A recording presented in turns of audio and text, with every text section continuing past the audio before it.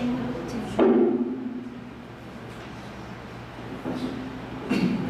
today I'm going to tell you is how China sees the world.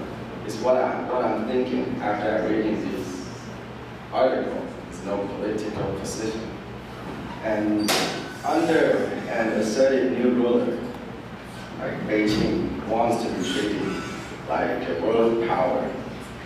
And this guy, he's working on the subject at the National Defense University in Beijing.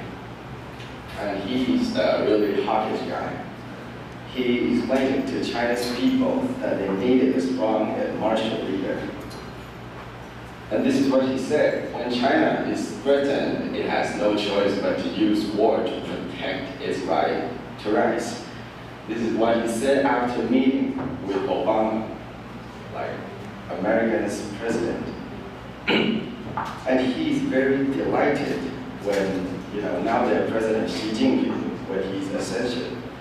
He also warned that China should be prepared for war at any times. And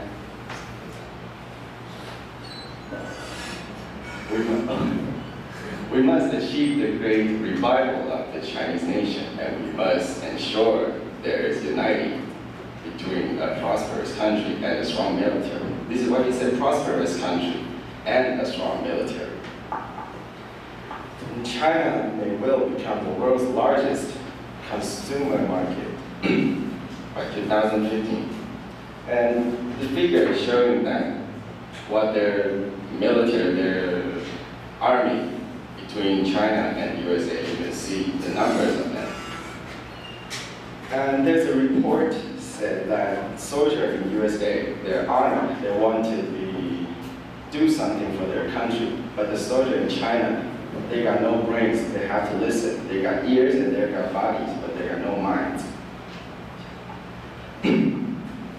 And everyone knows that China wants to be the most powerful country in the planet. They show their economy and military all rises up fast. So you can see Japan, Brazil, Australia, South Korea, they got almost 20 to 25% that all their things are buying from China. Okay, so at the end of the article, I see there's a website, and I link to the website, and the website is asking their people that whether they agree with their Xi Jinping's elements, and over 70% said they're not really agree, they disagree with their new leader's principles. And after reading these essays during what's happening in March, I read the essays about 2 months ago. And there happened something in Taipei, as you know, that they're fighting for their rights and for their trading issue. I know Taiwan is not as prosperous as before, I know it. And we need to change something, like to change the way of teaching students, change the way we act, and change the way if we face if we struggle for something, we have to change. My grandpa told me that, everyone knows that Taiwan has been ruled by Japan for like 40 years. And what they say is Taiwan's people, we are honest, but we are afraid to die, we are afraid to face difficulties. And people now should no more be, I think people should no more be afraid of China. I know I can't change what my government says, and I can tell that China's government not to punch us. But I know I can change myself. I can raise myself to a higher level. I can raise myself to a higher level so that no company can even say no to me. Does anyone here can tell me one of your unique skills for living? Like our teacher, she got teaching license, and she got great ability on English. So that's why she's here. Yes, wrap up your presentation.